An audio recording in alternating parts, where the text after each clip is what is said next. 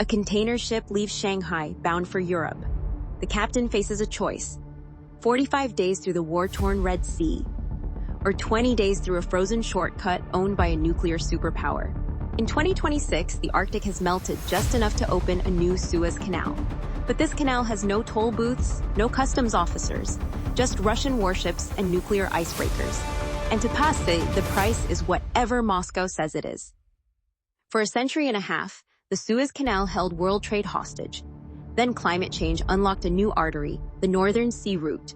On paper, it's a dream. Shanghai to Rotterdam shrinks from 10,500 nautical miles to just over 6,000, 40% less distance, almost half the time. But this shortcut doesn't pass through international waters. It runs along the jagged northern coast of one country, Russia.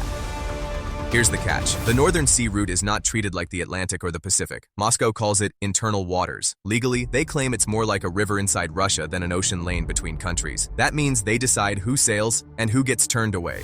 And if you want to use their frozen highway, there's a price. You don't just pay port fees. You pay for protection from the ice, escorted by Russian nuclear icebreakers.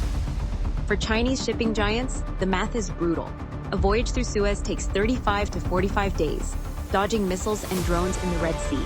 The Arctic shortcut, 18 to 22 days. That means a single container ship can squeeze in 6 round trips per year through the ice instead of 4 through Suez.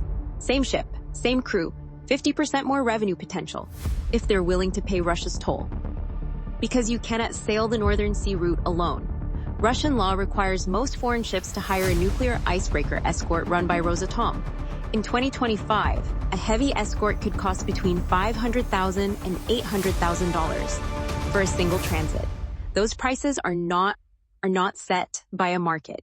They are set by Moscow. Refuse to pay, and you risk getting caught in mysteriously unexpected ice flows, where the only rescue is, again, Russian icebreakers. So why are Chinese companies willing to play this game? Because the alternative is getting dragged into Middle Eastern wars they can't control. In 2024 and 2025, Houthi attacks turned the Red Sea into a shooting gallery. For Beijing, the Arctic began to look like a brutal, frozen bargain: pay Russia's toll or gamble your ships in someone else's conflict. By 2025, Russia's Arctic dreams were falling short. Vladimir Putin wanted 80 million tons of cargo on the Northern Sea Route by 2024. They missed. But then Chinese demand roared in. Traffic surged to nearly 50 million tons in 2025, up from just 36 million 2 years earlier. Almost all of that growth came from one thing: energy exports to China, carried by a new breed of ship built for the ice. Out of this dependence, an ice Silk Road emerged. In late 2025, Russia and China quietly switched on Arctic Express No. 1, a rail-sea hybrid. Containers travel by train from Moscow to the Arctic port of Arkhangelsk, then on to reinforced ships that sail east to China. No Suez, no Red Sea, no Western-controlled choke points. It is a supply line designed to be sanction-proof, and it runs straight through Russia's frozen backyard. But this story isn't only about money, it's about weapons. In late 2025, Russia quietly commissioned a new kind of ship into its northern fleet, the Ivan Papanin. On paper, it looks like a bulky Coast Guard cutter that can smash ice.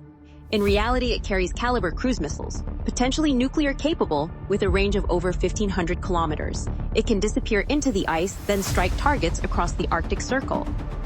NATO knows it's outmatched. In March 2026, Allied forces are rehearsing in northern Norway under an ominous name: Operation Cold Response.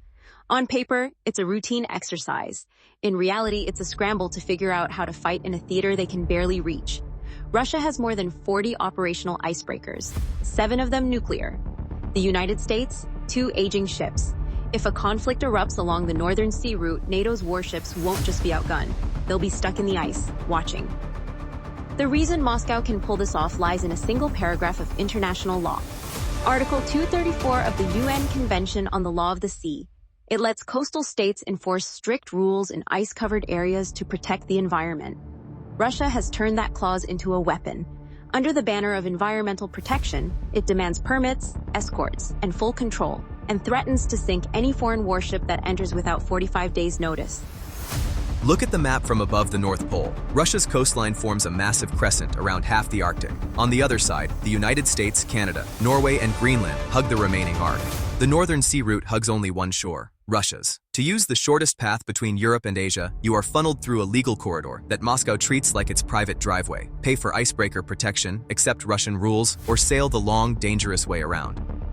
This is the Arctic toll booth, the only shipping lane on Earth where you must pay a nuclear superpower for safe passage, where environmental protection doubles as a pretext for denying warships, where icebreakers and LNG tankers share the same narrow corridors as missile-armed patrol ships.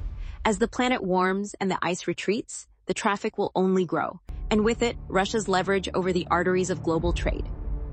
For 150 years, the world's bottleneck was a strip of desert in Egypt. In the next 100, it may be a strip of ice above Siberia.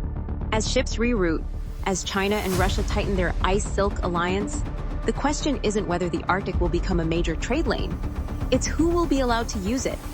Because the shortest path between continents now runs through a place where the ice is thinning, the missiles are hidden, and one country holds the keys.